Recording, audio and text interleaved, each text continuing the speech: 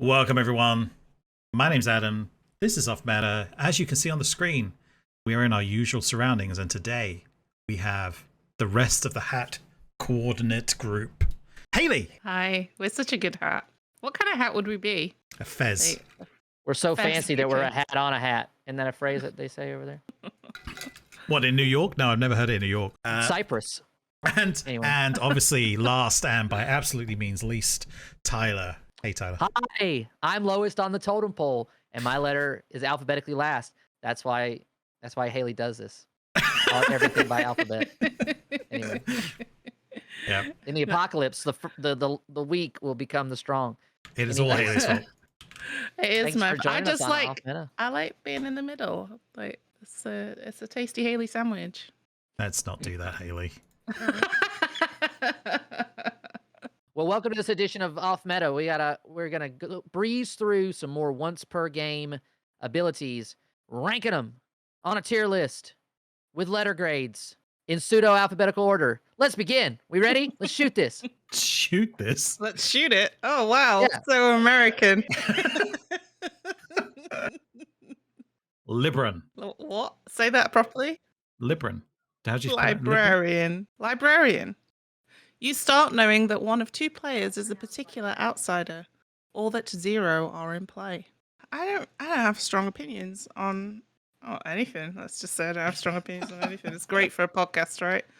I mean, it's on Trouble Brewing. Everybody knows how much I love Trouble Brewing. So it's always going to be. There's not a townsfolk on Trouble Brewing that I don't like. Counting for Haley's prejudice towards Trouble Brewing, of the starting information rolls, it tells you the least about finding the demon. It confirms an ability that probably won't end up confirming anybody else, because that's how outsiders work. It also has an effect where it could be, well, yes, they could be the drunk, or it could be you all along that was the drunk, and you're just casting down on people's information.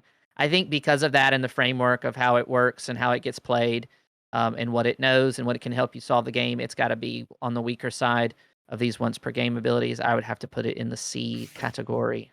The only argument I can even make for it is a great role for the storyteller, because it allows you to throw drunk information out there or throw suspicion.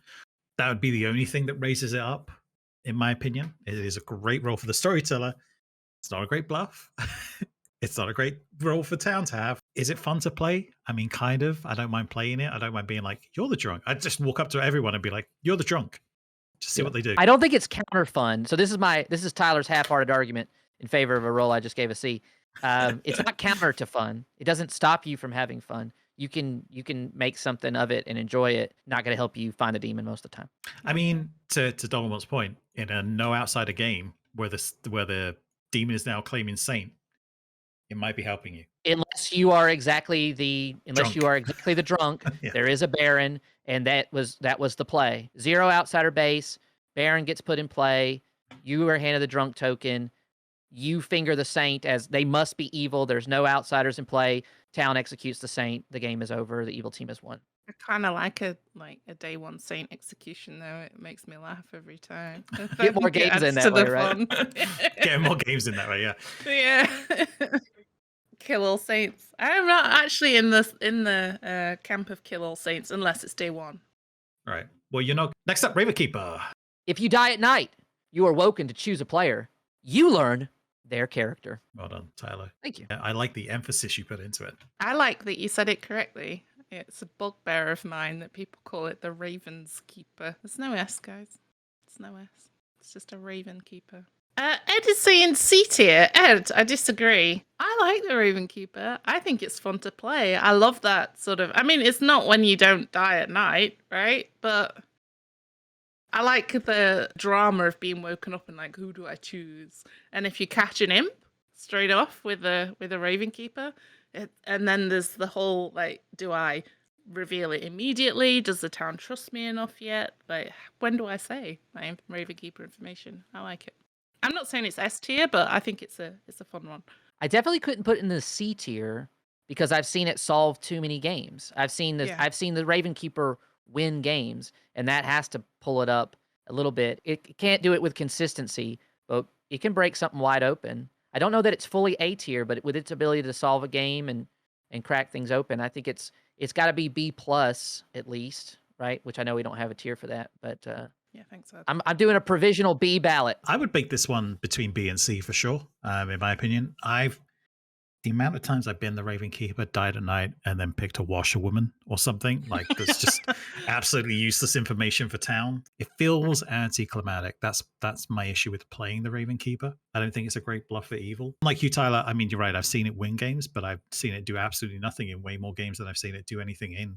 So I'm okay with it being B, but to me, it's a B to the C somewhere. B to the C. I feel like we're on Sesame Street or something. Well, so let me say this before we go to the next roll. One thing I would say as far as it being an evil bluff is I won a game as the demon because of my minion bluffing Raven Keeper and getting to that, and I killed my own minion. We get to pull off this bluff.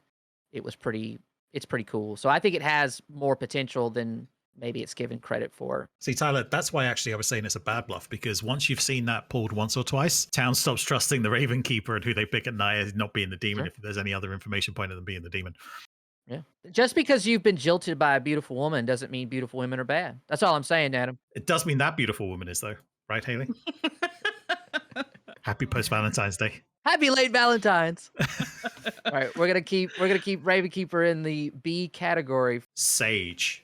If the demon kills you, you learn that it is one of two players. Oh. Did I get some thematic in there too? I think you said all the words right.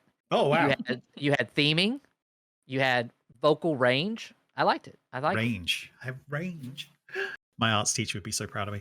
I don't want to talk today. Who wants to go? Why are you here? I'm joking. Who wants to go though? Contractually obligated. So it's tough when you compare the Sage to the Raven Keeper. I don't think the Sage sees as much action on custom scripts because of the fear. It's pretty potent comparatively, right? Obviously, it's a good demon finder. I don't know if it's as much fun to play as the Raven Keeper because it lacks a certain amount of the ambiguity. I think it's more psychologically powerful for the person who is the Raven Keeper. I pick Hayley. I get shown the imp token. Holy hot damn, we got him, right?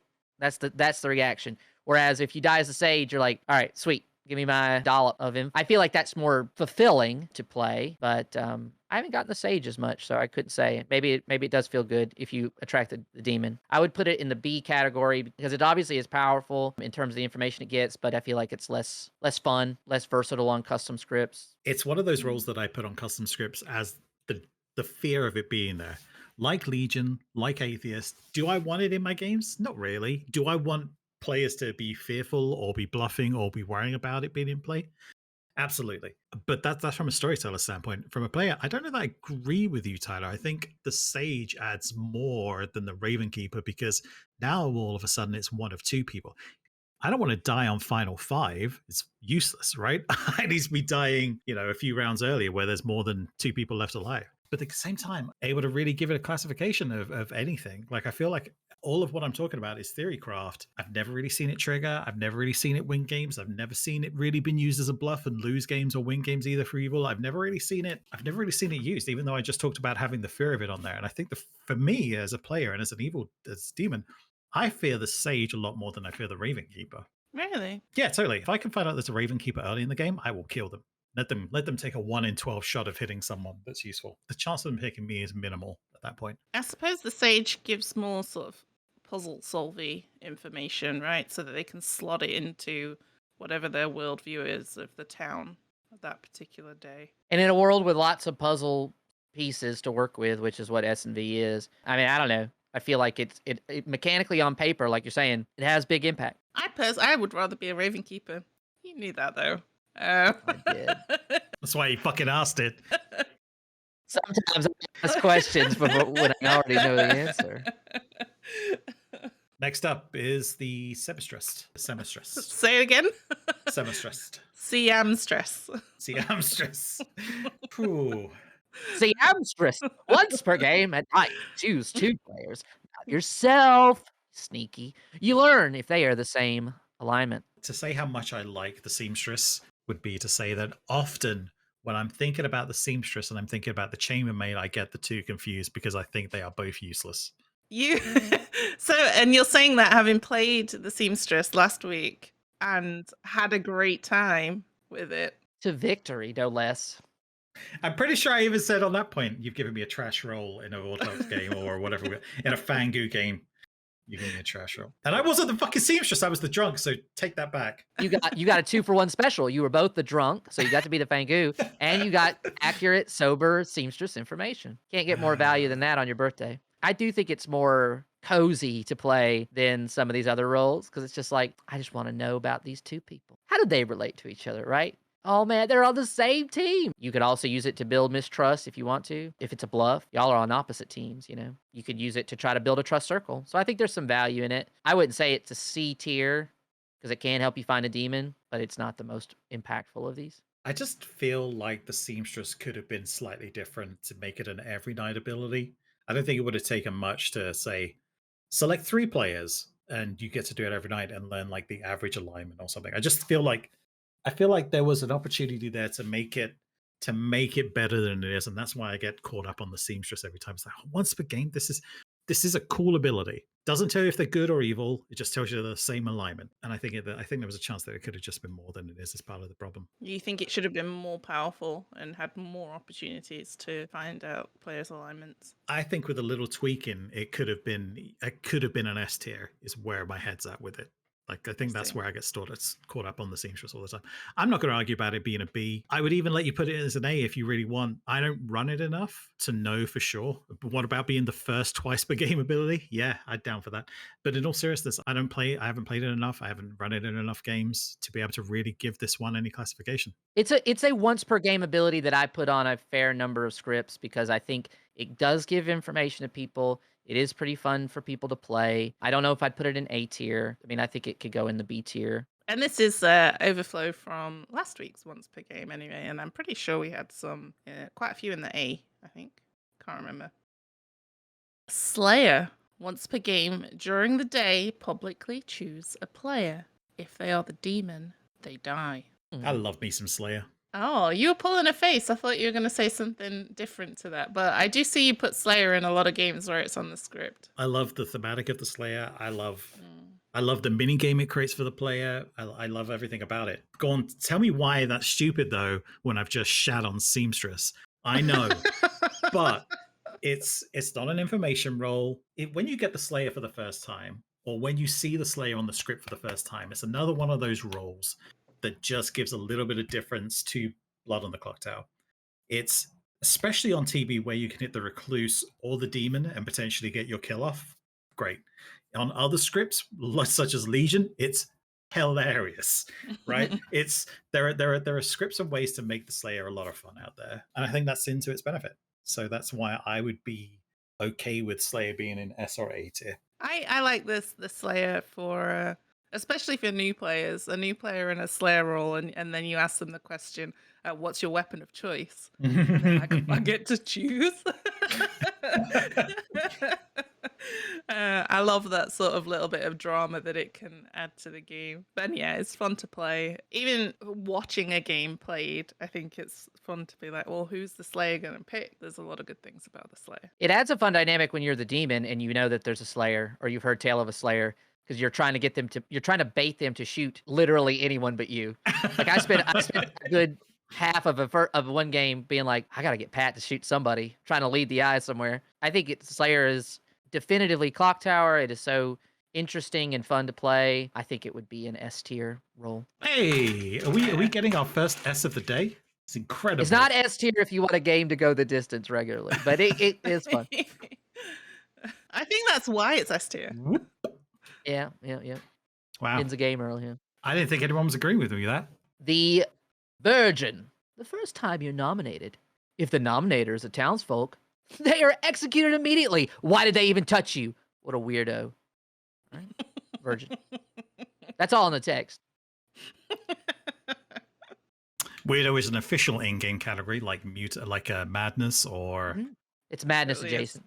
I think it's A tier in terms of its power and its ability. It is fun to play and the way people think about it. And the first time you see a Virgin proc is obviously pretty exciting for folks. And I think it has a very iconic feel to it, that kind of ricochet effect kind of deal. There is an issue with it being effective in terms of the self-nomming version. The self-nomming version almost never wins. They end up with a bunch of information, makes it a little bit less fun for the other players if that information all bottlenecks there. And just in terms of sheer effectiveness and what it can bring to the game, if people are willing to treat the version just like any other person. Yeah, you're confirmed good. Everybody loves you, but we're just going to treat you like everybody else. I think it can be an A-tier role. I agree. I think it's A tier. I don't think it's S tier because I think it's one of those roles where in the wrong hands, it can make a game unfun for the other players. All right, I'm going to say it's S tier, and I'm going to explain why I think it's S tier. When you look at, again, if we go to the thematics of Trouble Brewing and what the first people's experiences of Blood on the Clocktower is, normally Trouble Brewing, Virgin's another one of those roles that's just like, oh my god, if I get a good player to execute me, they die. Why? Why would I want this? Why would I want this to happen? Like, you get that like moment, and it's one of those things that helps develop metas in groups. As someone who's run a group that's gone from before Blood on the Clocktower was popular online, or people were able to see it, or seeing the metas already developed from other groups, to watch that meta develop in our group of why do I want this? Why would I want someone to die nominating me? To wait a second, I get to find out if someone's good. I can now have someone to trust. To wait a second, I can nominate myself to prove that I'm the virgin and good. Holy shit, now everyone trusts me and is going to give me my information. To then be realizing, oh shit, this is bad because now I've got too much. Just watching that meta develop and around the virgin can be just so fulfilling as a storyteller and group coordinator. Adam is describing why friends are S tier. Having friends, watching them learn things, watching them smile. Well, I'm saying that is S tier. Virgin allows you to do that. I think it develops on from there, the meta, into wait, but the spy could register as a townsfolk, and so maybe I don't trust the person that just died because they nominated me. I mean, I'm not denying it's super fun to play, but like I say, I think it's one of those that suffers if it's in the hands of somebody that just likes to control the narrative of the game. Not listening to people. They're not. If they get it, they get into somebody gets in their head, and these are all things I've seen. I'm not just speculating. This is not theory crafting, right? The Virgin procking has had different social dynamics in different groups. It can be very good, can be very fun, can be very negative. It can be, and then that player feels overwhelmed. Well, I was tasked with solving all this stuff. Well, no, you weren't, but they weren't listening at that point. And I would say, just in turn, like the reason it would bring down to an S for me, that flow of meta development is very interesting and very compelling. And I think it is a credit to the Virgin that happens. But once you get right down to it, it doesn't have the effectiveness of a Slayer of just saying, yep, I found the demon. You know how? They're dead. Right? We've seen only a couple solid Virgin bluffs from the evil team. That's another thing that brings it down a little bit. It's pretty tough to bluff. Yeah. Because you are relying on the fact that you can somehow paint the person that nominated you as evil, or you never got nominated, or, oh, I must be the drunk, or whatever. In any of those cases, it's a little bit tougher to bluff than some of the other roles that doesn't let you shape the narrative quite as much. I disagree. I was just going to say that's the one good thing about bluffing Virgin versus Slayer. If you're bluffing Slayer, right, and saying, oh, I shot this person, they didn't die. Oh, I must be the drunk. What else have you got? Virgin, I'm the drunk. They're the drunk. They're a minion. They're the demon. There's a world of possibilities out there that you can create around. I was poisoned last night. There's a world of possibilities out there that you can create as to why the Virgin didn't trigger and makes it a better bluff for evil than Virgin. But an untriggered Virgin, they are a very likely execution candidate for most towns. Sure. You're not getting information. You didn't proc. We can't confirm you. Let's go ahead and execute you. Well, that was a smooth move by that demon. Yeah. There's some comments about Virgin on customs, a Virgin with a barber, a Virgin with a pit hag. That is super powerful for the evil team. Or a bounty hunter turned Virgin. Man, that's smoking. I don't know how much we want to factor that in, but that can be a lot of fun. We do want to factor that in. That was part of our criteria is around how useful they are on custom scripts. So no, I'm not trying to argue to say it's S tier. I'll happily put it in A tier to go with you because I'm just saying that I think it is like an A+. I think it is up there as to the quality that it brings to the meta. And just where you talked about how like the people running and driving the narrative being negative, or the control around the fact of, well, this Virgin didn't proc, let's just kill them. Do you control that as the meta by the storyteller, like how there's a meta right now, kill all saints, empaths don't exist. You can create that virgin doesn't exist by always giving it as a bluff, never putting it in the game, and therefore when people start bluffing it, it's going to be like, this is bullshit. Or make them the drunk every fucking time, and people are never going to trust it. I'm just saying that the storyteller is what helps develop and drive that meta and that narrative along of what people believe and what people can think is going to happen by metaing the storyteller and metaing what they expect to happen. So you help to shape that. So don't be afraid to change that meta and what people are doing in your games if you want to, if you're not happy with what's happening. For sure. All right, so A tier it goes. Washerwoman. I think it's your turn, Adam. Shh, let the master do his thing. Washerwoman. You start knowing that one of two players is a particular townsfolk. Okay, 1 second. You're unmuted. Go. You can now tell me how brilliant that was. Come on, bring it on me. I might have to take a break just to kind of rinse myself off. Woo! All right, thank you. I don't know. I know that this is probably more useful than a librarian because it gives you some trust, but I don't like it as much as I like librarian or investigator or what's the other one in that? Oh, the chef, right? In those start information roles on Trouble Brewing. I don't know why, though. I don't know if it's just that I don't want to be able to trust people. Maybe I'm revealing something about trust issues on a personal, deep level. Didn't you like the grandmother, though? Is that kind of the same? I did, but there's something, I don't know, there's something sort of cutesy about that. But yeah. I guess a washerwoman, I mean, it is thematic, right? Because, you know, the whole stereotype of the washerwoman is that, you know, they know everybody in the town. They're doing everybody's laundry, so they know who everybody is. So I do like it for that. Yeah. Scrubbing your smalls on those boards. I mean, Rishlin, I just got to say, Risha says, now we understand the Hayley Adam dynamic. I think, do you? Rishlin, I'm starting to understand it for the first time, just from that statement, if she doesn't want to trust people. This is just a facade to facilitate marriage counseling. That's right. What do I think about Washerwoman? Well, now that you ask, Hayley, I think the Washerwoman's great I would put it as B to A personally, and let me explain why. The Washerwoman's great both for the storyteller, again, to be able to, when we talk about that developing meta with the Virgin, I think the next best one to develop those metas is actually the Washerwoman, because there's another one again that can be directly impacted by the spy. It's another one where you point them at the drunk and another townsfolk. You to make them think that they're also you can create that narrative and meta. You pointed at evil player and townsfolk. You pointed at all those sorts of things and create that meta differently to what the librarian does. You can, if you make the drunk washerwoman, you can give evils good bluffs to have. If you give the washerwoman a ping off of a person that's I don't know, gonna be affected by madness on day one, right? You can do all sorts of things that make the washerwoman interesting. On custom scripts, and you can help shape and drive that narrative along of what townsfolk do and what they're expecting to happen, and start to subvert that expectation by changing what the washerwoman does for you. Start making it be more useful to evil, start making it the drunk, start making it do whatever else. And it's one of the first townsfolk that I started to purposely go after making the drunk when I realized how useful it could be for me as the storyteller. So that's why I love it. It's got a soft spot for me for that reason. I also want to point out that the reason that you love the grandmother more than you love the washerwoman is because you love the name. And that goes back to my point about naming characters isn't the most important thing. Focus on what they do. It's pretty important. It's true. Obviously, it engenders a lot of emotional attachment, the naming of the character. I don't really have anything to add, so I won't. I do think it's interesting what the storyteller can do with it. Hayley, I wish I could make you the washerwoman more often so you fall in love with it. I want to make you the washerwoman, make you drunk, make you ping off the spy, show you a demon bluff. No big deal. Right. Maybe that's the problem. Yeah. Maybe that's the problem, is that Adam is my main storyteller.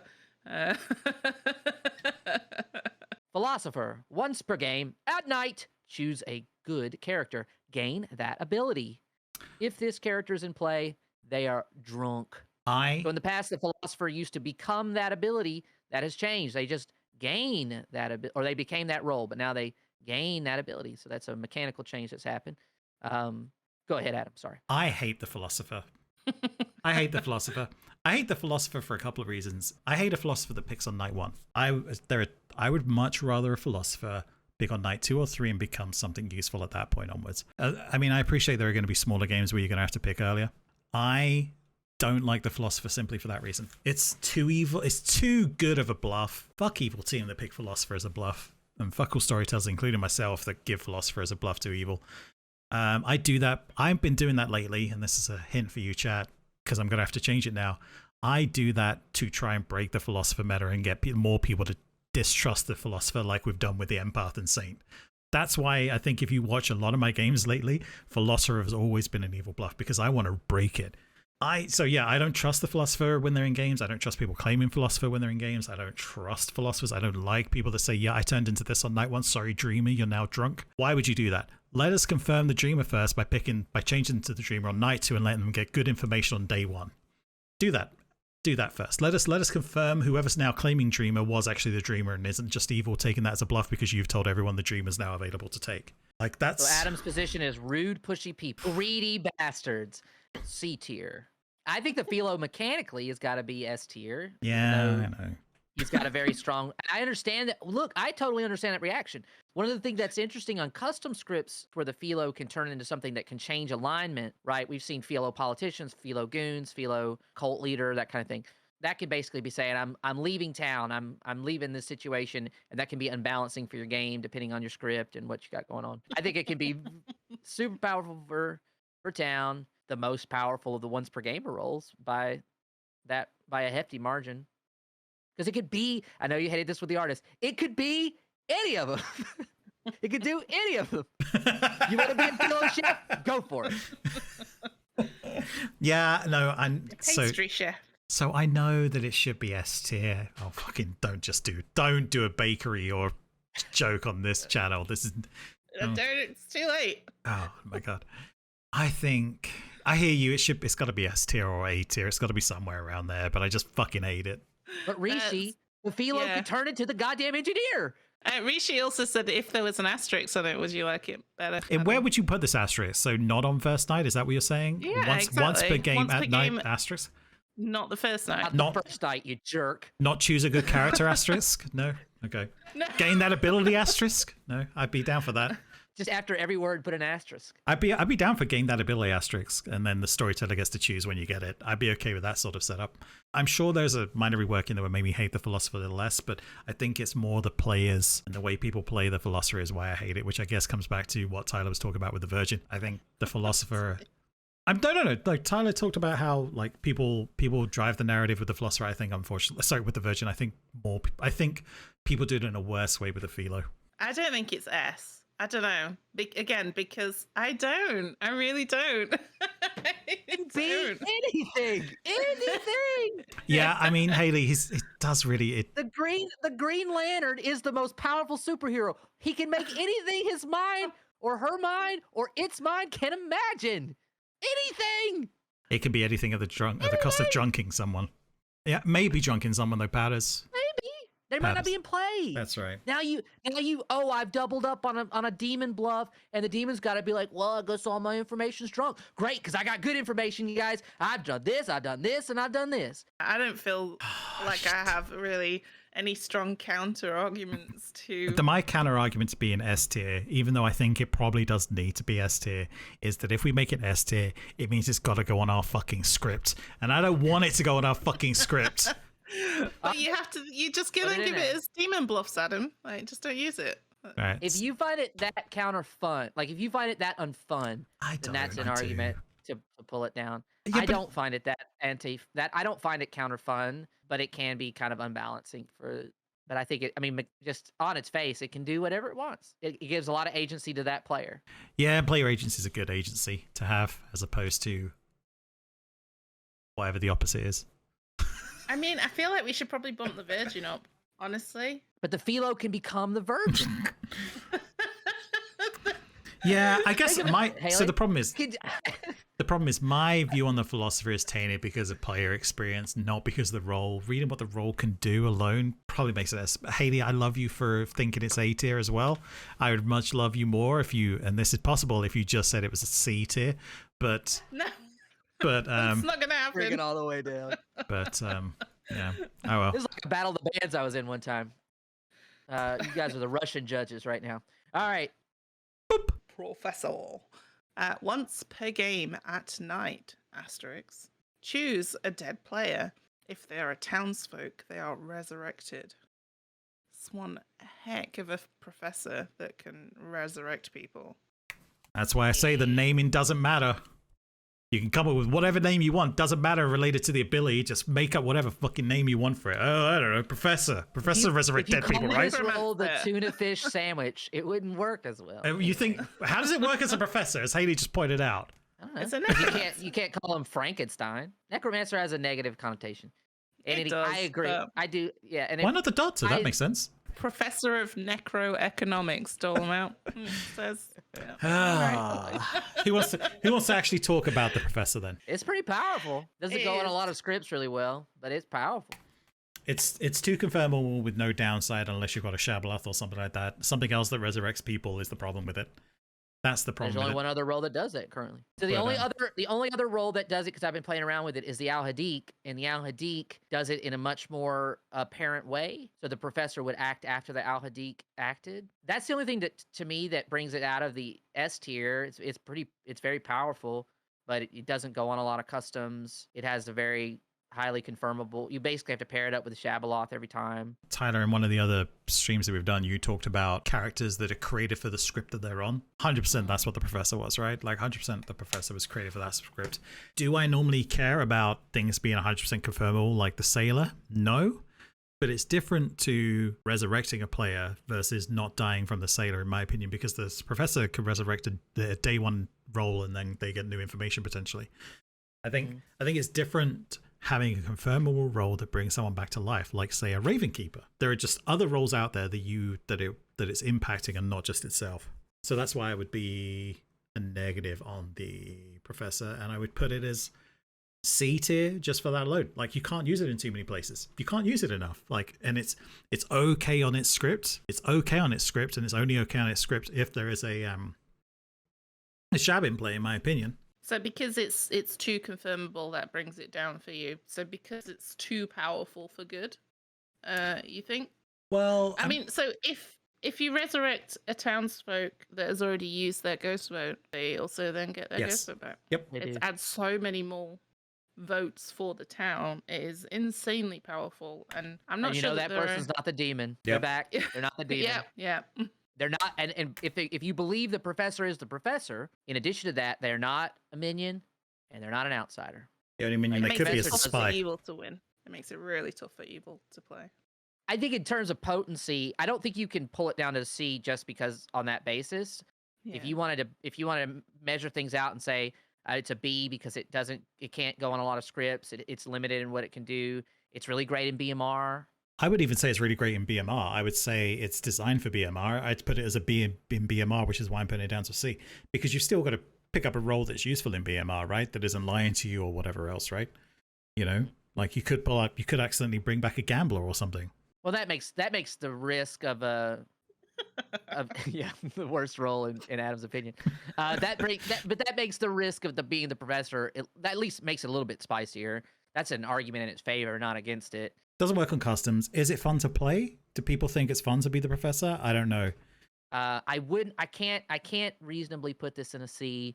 If we wanted to even out and say it's a B, you don't have to fear that it will be on creme de la creme when the time comes. You think it should be higher than a B tie? Well, I mean, mechanically, it's an A. Yeah. And if it wasn't, I'd take that ability. If it wasn't so hard on the evil team, and it wasn't so confirmable, I think it would probably actually go in S. But I think those things, it's probably an A. It is probably an A. Yeah, I mean, it's a fair point that it is a really powerful ability, so maybe I'm being too harsh on it. That's not its fault that there aren't enough other characters around there that interact with it well enough. That's something we need to fix. Something that Steve needs to fix. Well, we could also be the change we want to see in the world. Make more custom roles that can bring people back to dead in fun ways, in ways that are... you die and they come back to life instead? Yeah. No matter if they're good or evil?